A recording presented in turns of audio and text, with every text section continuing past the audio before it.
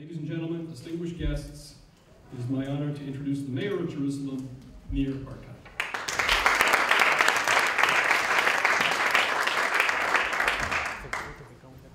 Thank you very much, Dan, for the introduction. Thank you, Avinoam. Welcome to Jerusalem. Just speaking to one of the members here that said, welcome. So I asked him, who should say welcome to whom? Should I, as the host in the city, welcome you, or you welcome me to the conference? Anyway, I'm happy to be here and share with you some thought, since we're talking about the Jewish People Policy Institute. It's prudent that we talk vision and better understanding of our future. Since it's must-have ingredients if you want to take our people, the Jewish people, forward. And I will talk about the vision I have for the city of Jerusalem as part of the People Policy Institute, larger, wider scope. Jerusalem has a role to play. It had a role to play. It played a major role in our life. As a matter of fact, when King David founded the city, it was after the people of Israel left Egypt and came to the land of Israel, and each tribe of the 12 tribes, each tribe received a piece of land, a piece of territory, where the tribes lived, had their cities, way of life, except the city of Jerusalem. And the city of Jerusalem was not divided into tribes. And in many ways, it was the foundation of modern democracy, where all tribes came to Jerusalem, felt comfortable. The city is mine as it is the other tribes. Jews and non-Jews alike came to worship their faith. And it was clear that Jerusalem enables different people to live together under one roof. Very different, but again, all similar with respect to the connection to the city of Jerusalem. And for about 1,000 years, the city was managed, governed, sovereign, as a city that is not divided to tribes, as a holistic approach. 3,000 years of investment, and we have 3.5 billion people around the world that feel connected to the city of Jerusalem, not only as Jews. It's very clear that all Jews have a deep connection to the city of Jerusalem. And in many, many ways, if we really analyze the model that has worked in the past, it's the key to the understanding of how the model should look into the future. Looking into the future, the role of Jerusalem is the common denominator of all people, of course all Jews. It enables Jews and non-Jews to connect to the city, everyone their own way. Looking into the way we're operating right now, the vision is to expand the number of people that feel and care and come and visit the city. The target I put for 10 million tourists a year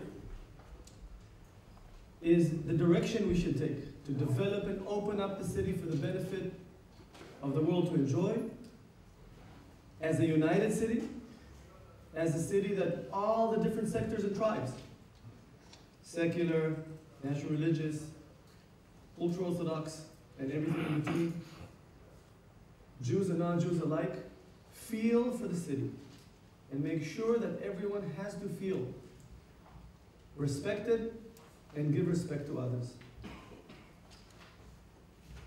I did not invent this vision. It lasted here for a long, long time. And what we have to really work on very, very cautiously and carefully, but on the other hand, quite aggressively, is to push that vision for the city of Jerusalem. Now let me share with you what is going on in our city in the last few years. It starts by the way we operate in the municipal council. We have a council of 31 council members. 29 are in the coalition. The other two, by the way, are two that are not playing by the rules. It has nothing to do with their beliefs and thoughts. And within the council, the management, the coalition, which is from wall to wall, we have left and right. We have Ichud Leumi and Meretz, the secular, the ultra-Orthodox. And we sit practically every second week to discuss any subject matter that we have. It is very, very important that we create these discussions. Eventually, we make decisions that can be tough, and I expect people to disagree and commit. We have to make sure that, and naturally, there is status quo in Jerusalem, which means that none of the sectors, none of the tribes gets their way all the time in everything we do. There's flexibility. Status quo means you cannot get everything you want. And pushing status quo, pushing Jerusalem to fulfill its potential the way it did 2,000 and 3,000 years ago, meaning increase tourism, focus on market share and the number of people coming to the city, but also focus on heart share, make sure people connect with their heart to the city. We see very, very nice sustainable growth towards that vision. I'll give you some statistics. When I set the goal of 10 million tourists a year, it was about 6-7 years ago, we had just 2 and a change million tourists. Today, Jerusalem is at a run rate of 4 million tourists a year. It's double than where we were 6-7 years ago. And we need to get to 10. And there's no doubt in my mind we will. It's just a matter of a bit of time. When we're looking at the Zionist sector of the city of Jerusalem, unfortunately, in the prior term of the prior mayor, the secular system in Jerusalem shrunk in absolute numbers 12%. And the national religious system shrunk 7%. That's when you do the head count of the kids in school. From the beginning of this term, we're up 1% with the secular system, and we're up 3% in the national religious system. It's huge change in terms of the number of kids. The city of Jerusalem this year had 4 times more cultural events than we had 4 years ago. The culture is a way to connect people to Jerusalem, and we do see more and more people caring and feeling for the city, for all tribes, including the secular and the national religious tribes. The city did not dip in the dipping economy, the global dipping economy. And while Israel is maintaining about 4.5% growth from year to year in the last few years, Jerusalem is enjoying 8% growth in the last 3 years. From being the poorest city in the country, we're now starting to see change. And if the prior term we added 5,000 jobs, new jobs every year, in the last 3 years we've been adding 10,000 jobs every year. And this is again due to to growth in culture, tourism, health, life sciences, and a few other what I call engines, economic engines, and growth in areas where Jerusalem can excel, and Jerusalem has a role like cultural tourism and health and life sciences, which is a second area that we excel and can offer good value for customers, visitors, residents, and others. I do believe that Jerusalem has a role to play with respect to policies, Jewish policies, looking into the future. It is an element that connects everyone together. It's the common denominator of the Jewish people. In many ways, it's a bit absurd that the capital of the Jewish people, one so rich with history, is the poorest city in the country. Wait a minute, I don't think we're considered that stupid, us Jews. Yet when you look at the results of where the city has been, and we should get out of that situation, the poorest city in the country? When you compare Jerusalem, when you normalize our budget, take our budget, normalize it by dividing to the number of residents, and compare it to the 415 large cities in the country. There's a forum. of the strong cities in the country. They are the second in size is Tel Aviv. We're 800,000 people. Tel Aviv is 400,000 people, and the rest are smaller. But they're united as a forum, and Jerusalem is not part of the Forum 15. But a shekel a person a year, if you normalize our budget, we're number 16. Number 16. On every shekel the municipality of Jerusalem has, the mayor of Tel Aviv has 2.5 shekels per capita. Haifa has 2 shekels. To get to the average of the Forum 15, over and on top of the 4 billion shekel budget that we have, we need 1.4 billion shekels, which is to better compete with the services we give in order for Jerusalem to become more attractive for residents and others and businesses. Yet, by the way, what we charge for businesses per square meter is number 1 out of the Forum 15. We charge the maximum, we give the little service, and this we have to change. And this is something I'm busy, practically on a daily basis, getting the government to support the city, getting philanthropy and business to better understand that for us to have a stronger Jerusalem, we have to connect to one long-term goal and mission, which is to return the role Jerusalem played as a common denominator of people, the way it played successfully for 1,000 years. Now, I'm very happy with the trends. I'm very happy that the Netanyahu's government, led by him, understands this and has been giving us very strong backwind in the last few years, especially in investments in business development and making Jerusalem more attractive for businesses, for tourism, health, life sciences, aligned with the municipal vision I shared with you. And I believe that this will enable us to sustain the fast growth we have, which eventually enable us to stand on our own 2 feet and become successful.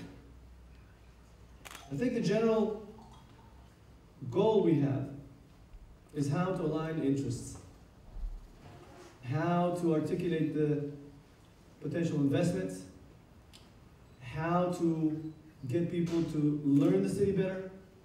The more, there are 2 kinds of businesses. There are businesses, the more you do due diligence on, the more you understand how bad they are. Jerusalem is exactly the opposite. The more people explore and learn about our city, the more they walk it, see the sights, the amazing archaeology that has been developed in the last 2 decades. The more people see, the better our situation is. The more, when we get 10 million tourists to go back home after they see the city, that's 10 million ambassadors that better understand the role and the practicalities of the city of Jerusalem. The more people walk the streets and they see so many people different than us. Walk the streets of the old city and you see Muslims, Christians, ultra-Orthodox, secular, tourists, residents, and we're one of the safest cities in the world. I don't know if you're aware of that as well.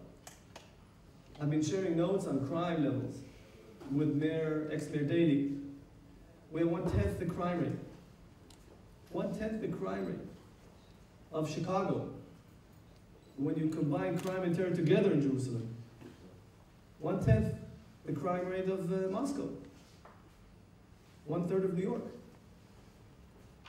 And it is our goal to develop Jerusalem for the benefit of all the world, the way it was, for all tribes, all Jewish tribes, sectors, parties.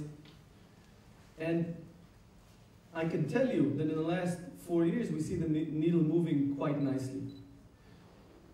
So, while we had all the parameters going south, economy, negative migration, feeling, hardship, we have many, many of these parameters going north.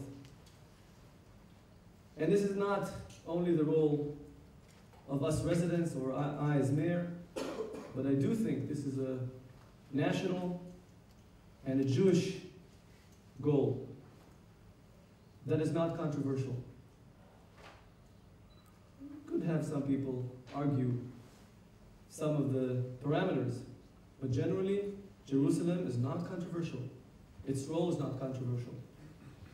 And I do believe that the famous saying, Ki mitzion tetzeh Torah, is very, very relevant, because anything that works in Jerusalem, any new model you can implement in Jerusalem, means it's accepted by practically all tribes. So it's a litmus test.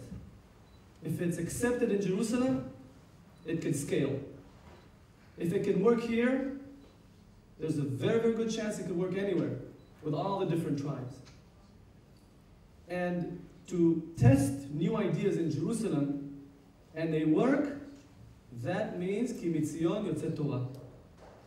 And I do believe that with the latest, in the last few years, we're experimenting how to get Jerusalem to get to that role and goal.